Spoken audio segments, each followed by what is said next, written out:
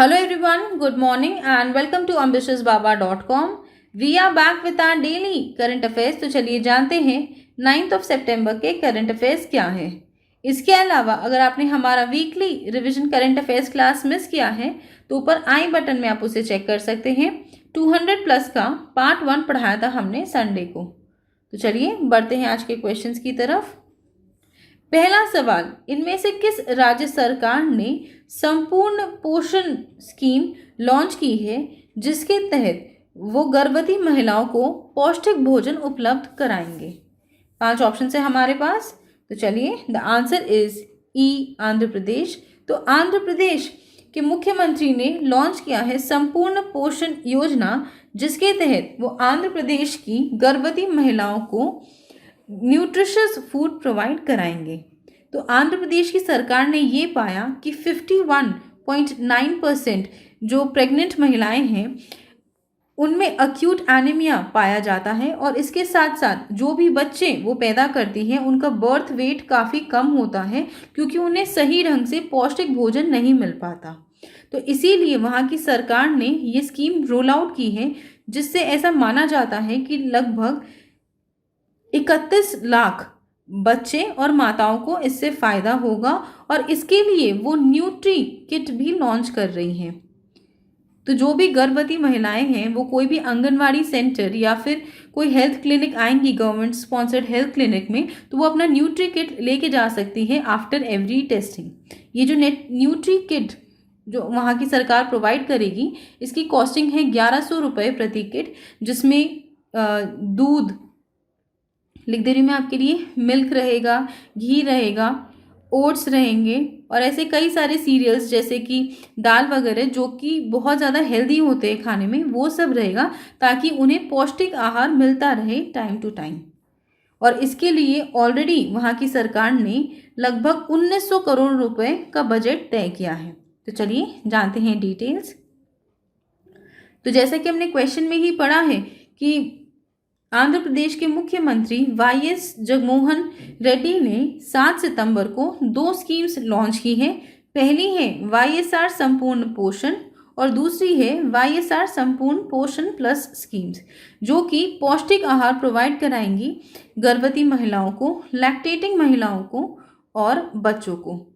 तो वाईएसआर संपूर्ण पोषण स्कीम के बारे में हमने ऑलरेडी पढ़ लिया है, और उससे रिलेटेड न्यूट्री किट के बारे में भी हमने आपसे डिस्कस किया है। अब हम बात करेंगे वाईएसआर संपूर्ण पोषण प्लस स्कीम के बारे में। तो ये स्कीम एक एक्सटेंशन है, लेकिन ये ज़्यादा फोकस करेगी पौष्टिक आहार ट्राइबल एरियाज़ में पहुंचाने के लिए और उन अंडर डेवलप्ड एरियाज़ में पहुंचाने के लिए जहां पर नॉर्मली पौष्टिक आहार नहीं मिलता। तो ये कवर करेंगे 77 ट्राइबल एरियाज़ को, जो कवर करता है 8 ITDAs को, 52 ICDS को और 8320 आंगनवाड़ी सेंटर्स को। इसके अलावा आंध्र प्रदेश सरकार में जो बाकी के आंगनवाड़ी सेंटर्स हैं, चाहे वो रूरल एरियाज़ में हो या फिर अर्बन एरियाज़ में हो या फिर प्लेन लैंड्स में हो, वो वाईएसआर संपूर्ण पोषण के अंडर में आएंगे। तो चलिए अब बात करते हैं कि हाल ही में आंध्र प्रदेश की सरकार ने कौन कौन सी स्कीम्स लॉन्च की हैं। तो लगभग 13 स्कीम्स उन्होंने हाल फिलहाल में लॉन्च की हैं। तो उनके नाम हैं YSR Aarogyasri scheme, Amma Vodi scheme, YSR pension Kanuka, Nadu Nedu scheme, YSR Kanti Velugu, Jagananna Vasathi Deevena, YSR Nirman, zero interest loan scheme, Vidya Deevena scheme, YSR Matsyakara Bharosa, YSR Rythu Bharosa, Jagananna Chedodu scheme और वाईएसआर कपू नेस्थम स्कीम्स। तो चलिए बढ़ते हैं आगे अब अगले क्वेश्चन की तरफ। दूसरा सवाल, हाल ही में हमारे केंद्रीय मंत्री for social justice and empowerment Thawarchand Gehlot ने एक 24/7 toll free mental rehabilitation helpline launch किया है, जो कि 13 भाषाओं में उपलब्ध है। उस हेल्पलाइन का नाम क्या है? 5 ऑप्शन है हमारे पास। तो चलिए, the answer is a, Kiran. Kiran launch किया गया है हमारे केंद्रीय मंत्री for social justice and empowerment Thawarchand Gehlot द्वारा। चलिए जानते हैं डिटेल्स। तो किरण जो वर्ड है ये नॉर्मल भाषा में कहा जाता है रे ऑफ होप, यानी कि उषा की किरण आपने कहीं सुना होगा, तो उससे रिलेटेड है ये वर्ड जिसका नाम है किरण।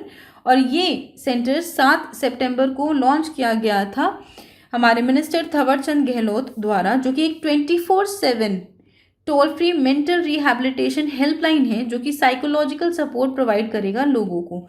जैसा कि हमने देखा है कि लॉकडाउन जो चल रहा है और ये जो फेज़ चल रहा है इसमें काफ़ी ज़्यादा लोग डिस्ट्रेस में हैं और बहुत लोग अपने घर वालों से या फ्रेंड से बात नहीं करते, तो उनकी प्रॉब्लम्स को एड्रेस करने के लिए ये किरण नाम का हेल्पलाइन लॉन्च किया गया है जिसका नंबर है 1800-599-0019। और जैसे कि हमने ऑलरेडी डिस्कस कर लिया कि ये हमारे मिनिस्टर थवर चंद गहलोत ने लॉन्च किया है। इसमें साइकोलॉजिकल सपोर्ट प्रोवाइड किया जाएगा।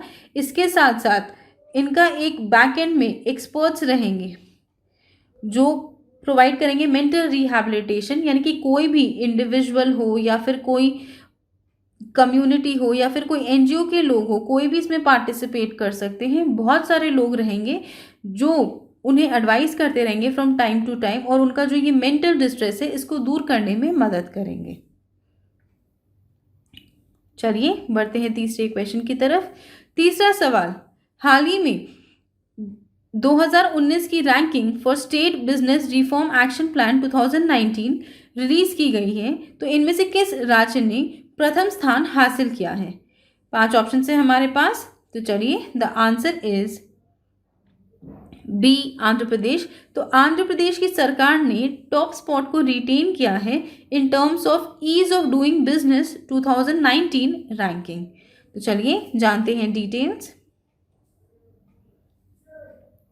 तो हाल ही में हमारी गवर्नमेंट ने estate business reform action plan 2019 की रैंकिंग रिलीज की है जिसमें अलग अलग पैरामीटर्स में अलग अलग भारतीय राज्य और यूनियन टेरिटरीज को रेट किया गया था और उसमें टॉप में है आंध्र प्रदेश, यानी कि यहाँ पर ईज ऑफ डूइंग बिजनेस है फॉर एन आत्मनिर्भर भारत। तो ईज ऑफ डूइंग बिजनेस का सरल भाषा में मतलब है कि यहाँ पे बिजनेस करना काफ़ी ज़्यादा आसान है बिकॉज यहाँ पे जो रूल्स एंड रेगुलेशंस हैं वो बहुत ज़्यादा स्ट्रिक्ट नहीं है और इसके साथ साथ वहाँ की सरकार काफ़ी ज़्यादा कोऑपरेटिव है जिसके तहत बहुत सारे बिजनेसेस आंध्र प्रदेश में शुरू किए जा रहे हैं। ये जो रिपोर्ट है ये रिलीज़ की है हमारे केंद्रीय वित्त मंत्री निर्मला सीतारमन ने और ये जो 2019 की रैंकिंग्स रिलीज़ की गई है इसमें शीर्ष स्थान हासिल किया है आंध्र प्रदेश ने, जो लास्ट ईयर यानी कि वर्ष 2018 में भी उनकी रैंकिंग रही थी 1। इसके अलावा दूसरे नंबर पर है उत्तर प्रदेश जिनकी रैंकिंग वर्ष 2018 में रही थी 12। तो उन्होंने काफ़ी इम्प्रूवमेंट किया है और काफ़ी अपने पॉलिसीज़ वगैरह को चेंज किया है जिसके तहत उत्तर प्रदेश में भी अब बिजनेस करना काफ़ी ज़्यादा आसान हो गया है।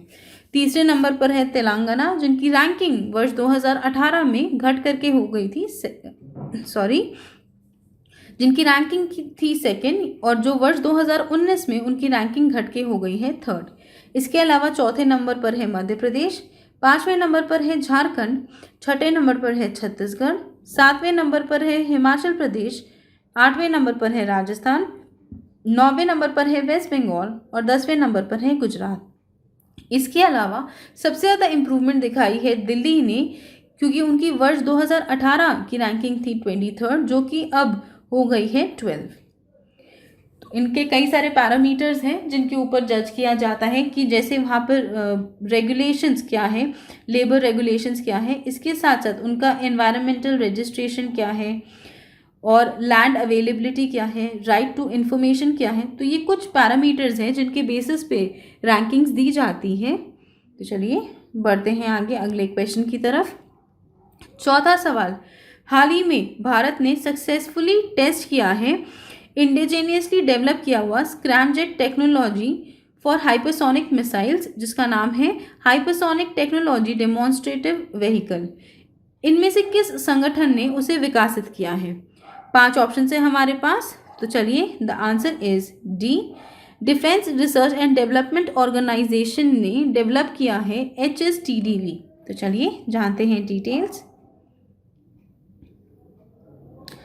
तो हाल ही में भारत ने अपना फर्स्ट टेस्ट फ्लाइट कंडक्ट किया है of the indigenous develop HSTDV यानी कि हाइपरसोनिक टेक्नोलॉजी डेमोन्स्ट्रेट व्हीकल, और इसका सक्सेसफुल परीक्षण के बाद अब भारत एलीट ग्रुप ज्वाइन कर चुकी है, जिसमें रशिया, चाइना और USA पहले से ही शामिल है। हालांकि रशिया, चाइना और US भारत से काफ़ी ज़्यादा आगे हैं, बट फिर भी अब उनके क्लब को ज्वाइन किया है भारत ने। ये जो लॉन्च किया गया है HSTDV, ये ओडिशा कोस्ट से लॉन्च किया गया है और ये बहुत बड़ा स्टेप है, क्योंकि फ्यूचर में अब हाइपरसोनिक क्रूज मिसाइल्स डेवलप किए जाएंगे। तो जैसे कि हमने ऑलरेडी आपके साथ डिस्कस कर लिया है कि HSTDV एब्रीविएशन फॉर्म में कहते हैं, इसका फुल जो है एक्सपेंशन वो है हाइपरसोनिक टेक्नोलॉजी डेमोन्स्ट्रेटर व्हीकल, जो कि एक अनमैन्ड स्क्रैमजेट डेमोन्स्ट्रेशन एयरक्राफ्ट है। ये कैरी करता है हाइपरसोनिक क्रूज मिसाइल्स को। तो चलिए बढ़ते हैं आगे अगले क्वेश्चन की तरफ। 5वां सवाल, इनमें से किस देश ने हाल ही में भारत और USA के साथ कोलैबोरेट किया है, जिसके तहत वो 5G टेक्नोलॉजी को विकसित करेंगे? 5 ऑप्शन है हमारे पास। तो चलिए, the answer is C, Israel. Israel, Bharat और USA ने कोलैबोरेट किया है आपस में, जिसके तहत वो 5G तकनीक को विकसित करेंगे। तो चलिए जानते हैं डिटेल्स। तो भारत, इजराइल और यूनाइटेड स्टेट्स ने हाल ही में कोलैबोरेट किया है डेवलपमेंट एरिया में, और जिसके तहत वो जो 5G कम्युनिकेशन नेटवर्क है उसको और ज़्यादा विकसित करेंगे। इसके साथ साथ जो नेक्स्ट जनरेशन है ऑफ इमर्जिंग टेक्नोलॉजीज़, जिसमें ट्रांसपेरेंट, ओपन और रिलायबल और सिक्योर नेटवर्क्स रहेगा, उसको भी विकसित किया जाएगा। इसके साथ साथ जो बॉनी ग्लिक है, जो कि डेप्यूटी एडमिनिस्ट्रेटर है of the United states agency for international development यानी कि यूसेड के डेप्यूटी एडमिनिस्ट्रेटर बॉनी ग्लिक, उन्होंने ये भी कहा है कि वो काफ़ी ज़्यादा एक्साइटेड और डिलाइटेड है काम करने के लिए बाकी देशों के साथ, जिसके तहत ये जो डेवलपमेंटल चैलेंजेस आ रहे हैं उसे सही ढंग से रिजॉल्व किया जा सके। और ये जो ट्राइलैटरल पार्टनरशिप्स है ये फोकस करेगी on strategic, technological and developmental. Question की तरफ 6वां सवाल, इनमें से किस कंपनी ने ट्रांसनेट पोर्ट टर्मिनल्स यानी कि TPT साउथ अफ्रीका के साथ पार्टनरशिप की है for logistics supply chain transformation? 5 option है हमारे पास। तो चलिए, the answer is D, TCS यानी कि टाटा कंसल्टेंसी सर्विसेज ने TPT यानी कि Transnet port terminals south Africa के साथ साझेदारी की है। चलिए जानते हैं डिटेल्स। तो TCS ने हाल ही में TPT जो कि है साउथ अफ्रीका में, उनके साथ पार्टनरशिप की है, जिसके तहत वो TPT को मदद करेंगे विकसित करने में into an integrated online marketplace platform, जिसके तहत कई सारे cargo owners, shipping lines, clearing और फॉरवर्डिंग एजेंट्स और रोड एंड रेल हॉलर्स एक साथ मिलकर इस प्लेटफॉर्म पे आ सकेंगे। तो चलिए अब बात करते हैं ट्रांसनेट पोर्ट टर्मिनल्स के बारे में। तो Transnet port terminals Transnet SOC limited का एक हिस्सा है, जो कि एक साउथ अफ्रीका में state owned freight transport and handling company है, और उन्होंने TCS के साथ साझेदारी की है, जिसके तहत वो एक नए प्लेटफॉर्म को क्रिएट करेंगे जिसका नाम है कार्गो कनेक्ट, और जो एक मार्केट प्लेस प्लेटफॉर्म के रूप में काम करेगा, जो कि ये जो अलग अलग कार्गो ओनर्स है, शिपिंग लाइंस है, क्लियरिंग एंड फॉरवर्डिंग एजेंट्स है और रोड या फिर रेल हॉलर्स को एक साथ लाएगा, और जिसमें जो कस्टमर्स है वो अपनी लॉजिस्टिक्स की रिक्वायरमेंट या उससे रिलेटेड रिक्वेस्ट सबमिट कर सकेंगे, और ये जो शिपिंग लाइंस वगैरह है ये बिड कर सकेंगी ऑनलाइन, और जो कस्टमर है वो चूज कर सकेंगे कि उन्हें सबसे ज़्यादा कन्वीनियंट और इकोनॉमिक कौन सी सर्विस प्रोवाइडर की सर्विस लगती है और उसे चुन सकते हैं। तो ये एक ऑनलाइन लॉजिस्टिक्स मार्केट प्लेस के रूप में काम करेगा। तो चलिए बढ़ते हैं आगे 7वें क्वेश्चन की तरफ। 7वां सवाल, इंडियन रेटिंग्स ने हाल ही में भारत की GDP को कितने प्रतिशत तक रिवाइज किया है for the financial year 21? 5 option है हमारे पास। तो चलिए, the answer is E, at -11.8% Indian ratings ने रिवाइज की है भारत की GDP ग्रोथ को। तो चलिए जानते हैं डिटेल्स। तो domestic rating agencies India ratings and research ने 8 सितंबर को ये रिवाइज प्रोजेक्शन सबमिट की है, जिसमें उन्होंने आंका है कि वित्त वर्ष 21 के लिए भारत की जो जीडीपी ग्रोथ है वो होगी एट -11.8%। इससे पहले उन्होंने आंका था कि वित्त वर्ष 21 के लिए भारत की जीडीपी होगी एट -5.3%। इससे पहले जो भारत की लोएस्ट जीडीपी ग्रोथ रही है, जो हमारे पास 1951 से जीडीपी का डेटा है, उसमें 6 बार ऐसा हुआ है कि इकोनॉमिक कॉन्ट्रैक्शन रहा है। तो पहली बार वर्ष 1958 में, दूसरी बार वर्ष 1966 में, तीसरी बार वर्ष 1967 में, चौथी बार वर्ष 1973 में और पांचवी बार वर्ष 1980 में। और इससे पहले जो भारत का सबसे नेगेटिव और लोवेस्ट -5.2% जीडीपी रहा है वो रहा है इन द फाइनेंशियल ईयर 80। और छठी बार अब भारत का जो जीडीपी है वो नेगेटिव में जाने वाला है और उसकी प्रोजेक्शन उन्होंने की है एट -11.8%। इसके अलावा हाल ही में हमारी सरकार ने अप्रैल से जून का जो हमारा जीडीपी ग्रोथ है उसका डेटा रिलीज किया है, जिसमें हमारी जीडीपी आई थी एट -23.9%। तो चलिए अब बात कर लेते हैं कि बाकी सब एजेंसीज ने भारत की जीडीपी को कितने प्रतिशत तक आंका है वित्त वर्ष 21 के लिए। तो आईएमएफ ने आंका है एट -4.5%, ओईसीडी ने आंका है एट -3.7%, आरबीआई ने आंका है एट -1.5%, एसबीआई ने आंका है एट -10%, सीरीज ने आंका है एट -5%, फिच ने आंका है एट -10.5% और एसपी ने आंका है एट -5%। चलिए बढ़ते हैं आगे अगले क्वेश्चन की तरफ। 8वां सवाल, हाल ही में फिच रेटिंग्स ने कितने प्रतिशत तक भारत की जीडीपी ग्रोथ को आंका है for the year 2020 and 21। 5 option है हमारे पास। तो चलिए the answer is D, at -10.5% Fitch ratings ने भारत की जीडीपी ग्रोथ को आंका है। तो चलिए जानते हैं डिटेल्स। तो फिच रेटिंग्स ने ट्यूसडे को भारत की जीडीपी को आंका है at -10.5% in the current financial year. इससे पहले उन्होंने भारत की जीडीपी को आंका था at -5% for this fiscal year, यानी कि वर्ष 2020 और 21 के लिए उन्होंने भारत की जीडीपी को पहले आंका था एट -5% और अब बढ़ करके उन्होंने आंका है एट -10.5%। चलिए बढ़ते हैं आगे 9वें क्वेश्चन की तरफ। 9वां सवाल, इंटरनेशनल लिटरेसी डे हर साल किस दिन मनाया जाता है। 5 ऑप्शन है हमारे पास।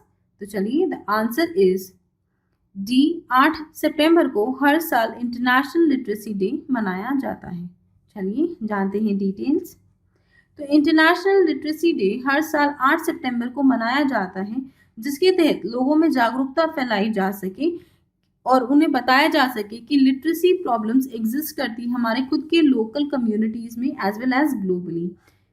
तो जो भी लोग शिक्षित नहीं होते उन्हें काफ़ी ज़्यादा भाषाओं को लेकर दिक्कत होती है, वो दूसरे लोगों से ग्लोबली या फिर अपनी खुद की कम्युनिटीज़ में कम्युनिकेशन करने में उन्हें काफ़ी ज़्यादा दिक्कत होती है और उन्हें अलग नज़रिए से देखा भी जाता है।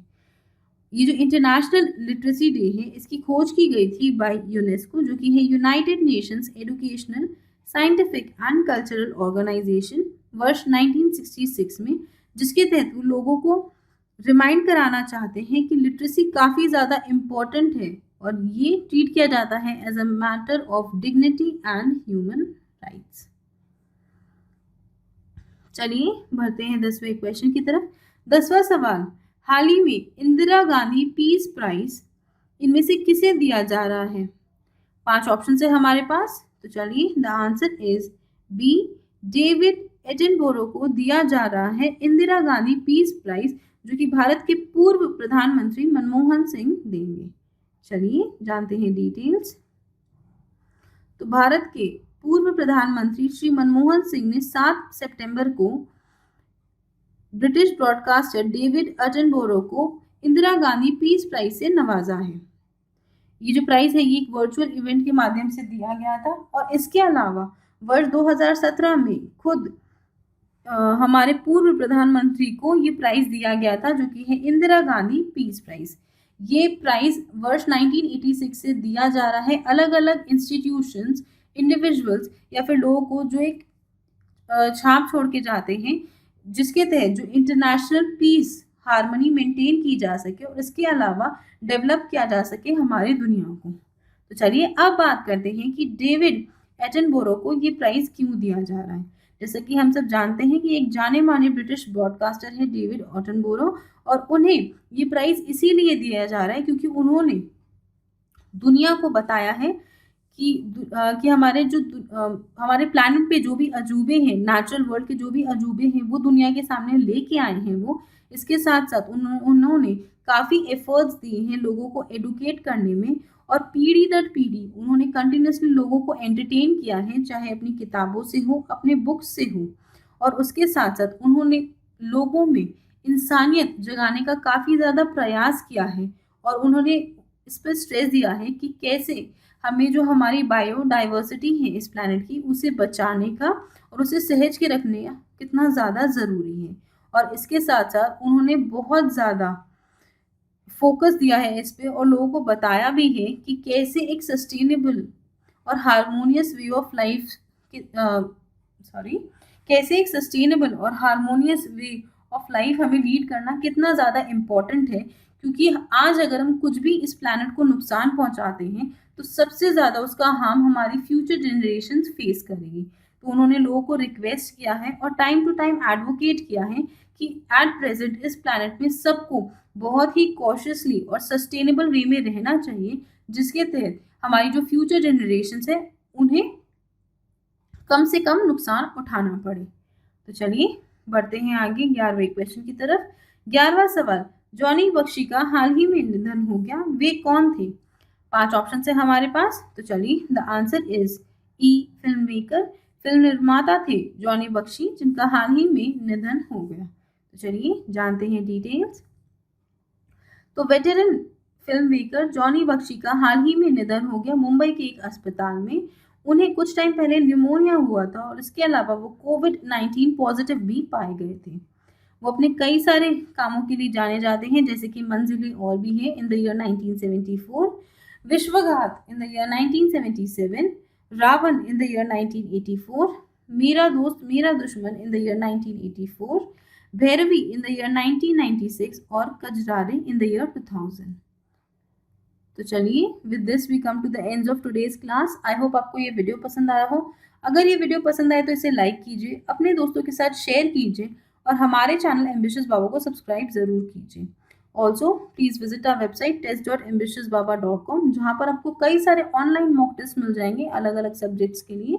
इस वेबसाइट पर जाकर आप डायरेक्टली अपना डिजायर्ड मॉक टेस्ट परचेज कर सकते हैं, और उसके बाद आप उसे 24/7 एक्सेस कर सकेंगे अपने अकाउंट में। इसके अलावा कोई सजेशन हो, कोई शिकायत हो या कोई रिकमेंडेशन हो, तो हमें नीचे कमेंट करके ज़रूर बताइएगा, हमें उसका इंतज़ार रहेगा। Thank you friends, that's all for today and have a great day.